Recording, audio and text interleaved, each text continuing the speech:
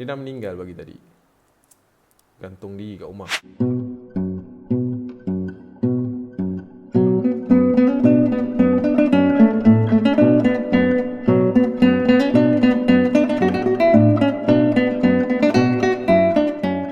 guys, Assalamualaikum. Welcome back to my channel. So hari ni hari Ahad.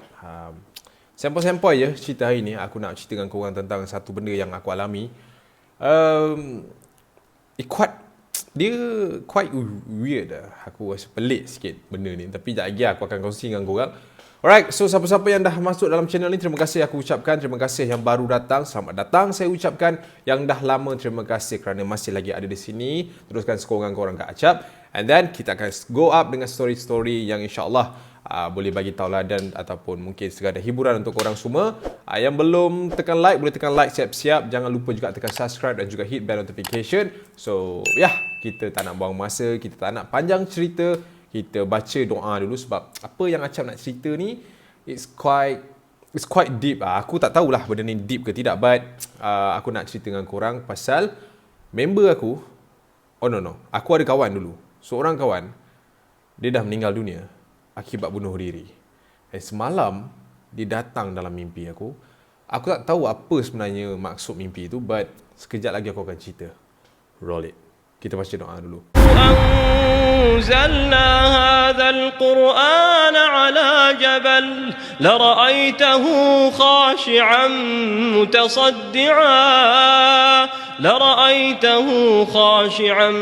متصدعا من خشية الله وتلك الأمثال نضربها للناس لعلهم يتفكرون.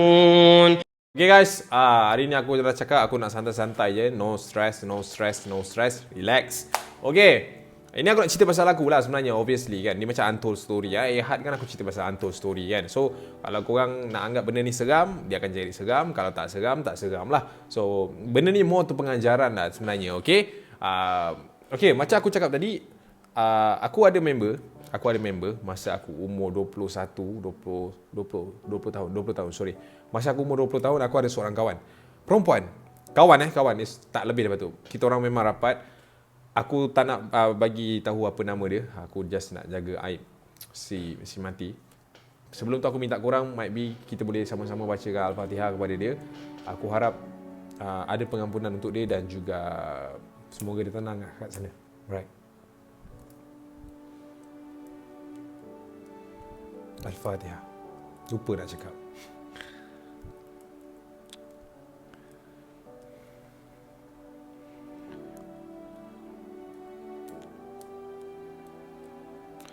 Okay guys. Okay. Kira-kira 3 tahun lepas, aku berkawan rapat dengan dia ni. Okay. Dia ni, orang dia pasif sikit. Dia tak banyak cakap. Orang dia tak bercampur sangat dengan orang. Dia tak suka bercakap pasal orang. And she was a really good girl. Okay. Kami sebaya. Aku dengan dia, orang kata apa, nak kata rapat sangat tu pun tidak, nak kata tak rapat pun tak. Dia macam friend yang boleh ajak borak and friend yang suka bergurau each other sebenarnya. Walaupun dia tu agak pasif, tapi dia suka cari aku untuk dicerita tentang problem-problem dia macam tu. Okay, ini aku cerita 5 hari sebelum dia pergi. Hari kelima tu, dia datang dekat aku. Kita orang ni kerja kat satu bangunan, tapi bukan dekat satu tempat. Okay? Dia call aku untuk jumpa. Aku tak pernah cerita kat siapa-siapa benda ni, of course. Sebab aku pun tak sure budak-budak aku ni kenal tak dia kan. Tapi tak apalah. Dia call aku untuk jumpa dekat bawah. Dia tanya aku masa tu tentang depression. Dia tanya aku apa yang kau faham pasal depression waktu tu. Aku cakap dengan dia, aku tak faham apa-apa sangat. Sebab masa tahun aku umur 20 tu, aku dah start buat video-video macam motivation talk apa semua. So mungkin dia anggap yang aku ni boleh dijadikan tempat untuk berkongsi masalah macam tu. Tapi ada satu kesilapan yang aku dah buat pada waktu tu. Dia cerita dengan aku yang dia might be depression dalam masa tu. Lepas tu aku tanya, depression kau jenis macam mana? Dia kata, aku tak tahulah, aku rasa sedih, aku rasa down sangat, aku rasa macam tak semangat, aku rasa ini, aku rasa itu. Benda-benda yang negatif lah kan. Tu aku cakap, kenapa? Dia kata, pasal lelaki. Pasal a man. So aku macam, kau ni, alamak, pasal jantan je pun tak payahlah nak sampai depression bagai. Aku mempelekehkan guys, batu tu kan. Aku macam, kau relax sudah, tak payahlah kan, mengepek-epek ni kau nak sedih-sedih bagai. Aku cakap macam tu. Aku cakap macam tu dengan dia. Kau depression ni sebenarnya kan, kau mengada-ngada kau. Kau, orang kata apa, kau mengada-ngada lah, senang cerita kan. Benda ni boleh settle je, tapi kau nak ambil benda ni lebih-lebih. Jadi lebih-lebih lah. Aku cakap macam tu dekat dia. Lepas tu dia tak cakap banyak. Dia turn, dia belah. Hari keempat aku terserempak dengan dia dekat building tu. Tapi kita orang tak bertegur. Aku rasa pelik juga sebab aku kalau jumpa dengan dia, mesti kita orang akan lauk each other lah. Dia macam, oi, macam tu lah kan. Tapi masa hari keempat tu, dia tak tegur aku langsung. Kita berselisih tapi dia tak tegur langsung. Aku macam, alamak, dia kecil hati dengan aku. Apa ni? Alah, letih lah macam ni kan. So masa aku break, aku chat dia, aku minta maaf lah. Apa semua. Dia kata tak apa, dia faham. Dia kata tak semua orang boleh faham dia pada waktu tu. So aku jadi bersalah lah. Aku cakap dengan dia, balik aku nak jumpa dia sekali lagi. So masa balik aku jumpa dia, aku bawa makan, aku bawa air sikit. Nak ambil hati, perempuan biasalah, dah ngajuk-ngajuk ni kita nak ambil hati dia sikit lah. So kita pun borak. Rupanya baru aku tahu yang dia nak cerita dengan aku pasal jantan tu, bukan jantan tu putuskan dia. Sorry. Dia putuskan jantan ni, tapi bukan sebab alasan-alasan pun boleh. Alasan-alasan klise. No, it's not about saya jumpa orang yang lebih baik daripada awak. Saya kena tinggalkan awak. Saya tak cukup baik untuk awak. Tak, bukan sebab benda tu. Dia ada sebab yang lain. Okay? Dia ada sebab yang lain. Rupanya aku baru tahu yang budak perempuan ni, dia terjumpa satu barang budak jantan ni yang digunakan untuk dapat si perempuan ni. Minyak ni. Dia kata dengan aku macam tu. Lepas tu aku cakap, serius lah. Sebab time tu aku jenis orang yang not kind yang percaya sangat lah dengan benda-benda ni kan. Dia kata, aku jumpa minyak tu dalam beg dia. Macam tu. Masa tu kita orang tengah dating, aku pun terberanjat dah. Sebab tu kau tengok kalau aku macam tak bercampur dengan orang, ini lah sebab dia. Dia kata macam tu. So aku baru perasan lah, baru aku macam tahu yang dia tak bercampur orang sangat sebab boyfriend dia ni memang kaki baran lah. Dia memang tak boleh tengok perempuan ni bertegur dengan orang lain.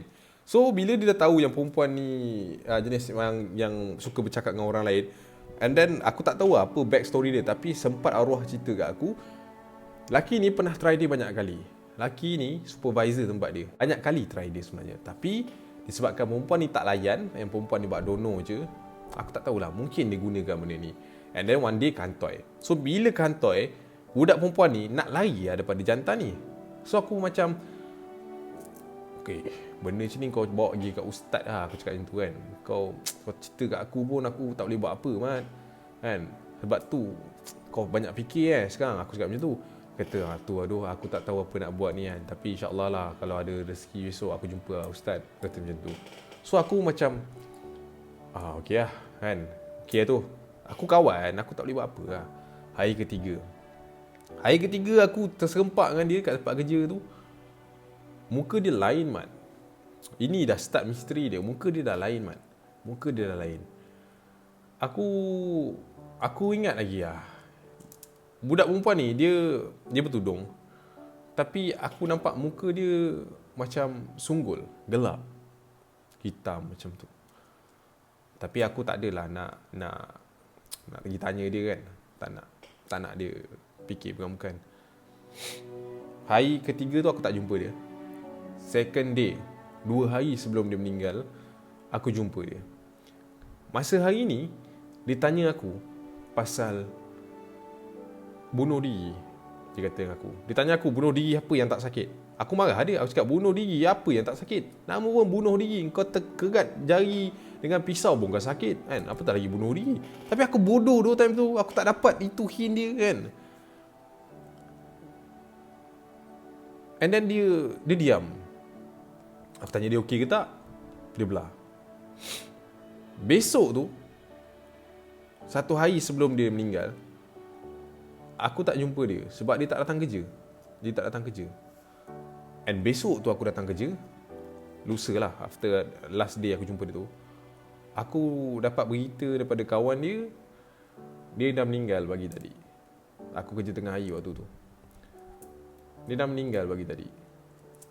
Gantung diri kat rumah.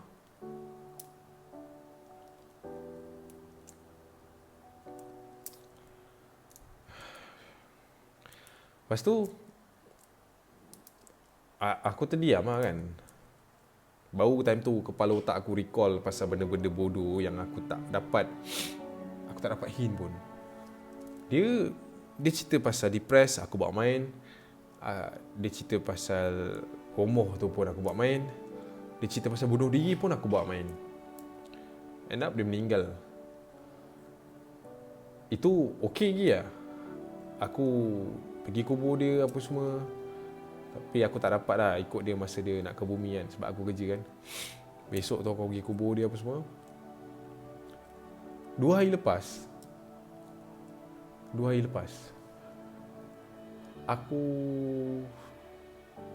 Aku mimpi dia. Aku tak tahu lah kenapa tu. Serius aku tak tahu kenapa. Aku mimpi dia datang. Aku kat satu tempat macam taman. Dia datang. Pakaian dia putih. Dia pakai macam selendang. Itu yang aku ingat. Tapi wajah dia separuh hitam, separuh putih. Dah macam Zetsu lah. Tapi aku tak ingat sangat mimpi tu macam mana keadaan dia. Tapi dia cuma cakap dengan aku, jaga diri, ada yang memerhati, jauhkan diri pada yang patut mati. Itu je aku ingat. Sampai sekarang, sampai hari ni, aku dok fikir lagi, apa ayat dia? Apa yang maksud dia cuba bagi kat aku sebenarnya? Kan? Kalau korang lah, aku tak tahu lah kan, mungkin korang ada yang pakar dalam bidang-bidang ni, mungkin yang pakar dalam mimpi ke apa, aku tak tahu lah, Allah Alam lah kan. Aku anggap benda tu sebagai mainan tidur mula-mula, tapi bila dia yang dah 3 tahun pergi ni, dia yang datang dalam mimpi aku yang cakap benda tu, aku tak relax lah. That's why aku buat video ni. Macam biasa aku cakap, aku nak share dengan korang apa yang aku lalu, apa yang aku rasa. Kan, it's not about orang punya cerita seram je, Mat. Aku punya cerita pun, aku rasa seram sekarang. Aku tak tahu kenapa lately ni, 2 minggu sejak aku dapat call daripada si Malaun mana tu, aku rasa pelik lah. So, tak tahu lah, aku tak tahu nak cakap apa. But di sini lah, kat sini pengajaran dia, kalau korang ada member-member yang tengah depress ke apa, jangan buat main lah. Jangan buat main. Kau jangan buat silap macam mana aku buat silap. Tu je aku cakap. Oh, aku sampai hari ni, aku menyesal tak sudah, Mat. Serius aku cakap. Aku rasa, kalau aku dapat bagi respon yang lebih baik, aku dah selamatkan nyawa. 1 nyawa. Tapi sebabkan, yalah, nak menyesal pun tak guna kan. Tapi pasal ajal maut memang tangan Tuhan. Tapi kita as manusia, kalau boleh support, kita support lah, elok. Macam tu lah. So korang, kalau korang boleh drop dekat komen ke kan, kalau boleh DM kat IG aku pasal mimpi aku tadi kan. Aku sekarang tak ada ambil apa-apa tindakan sebab aku rasa aku okey, aku selamat. Cuma yelah, benda-benda mustahil ni lalu kan. So aku tak tahu lah. Tapi itulah aku nak share dengan korang malam ni untuk Anto Story. Sampai sini je kot video aku. Nanti korang jumpa lah besok. Malam raya nak video baru kat ke? Ke korang dah nak raya malas nak tengok cerita tu kan? Tapi tak apa lah, kalau ada besok ada lah. So korang doakan aku. I see you when I see you. Korang jaga diri juga. Raya-raya juga, sempoi-sempoi juga, jaga diri. Kita ni tak tahu siapa yang suka kita. Kita tak nak kalau boleh orang tak suka kita. Tapi siapa kita nak buat semua orang suka kita kan. So kita pulangkan benda ni semua kepada Yang Esa, insya-Allah kita selamat akhirat dan juga dunia juga akhirat terbalik. So I see you and I see you. Kita jumpa di video akan datang. Segala kurang aku minta maaf dulu. Assalamualaikum, bye.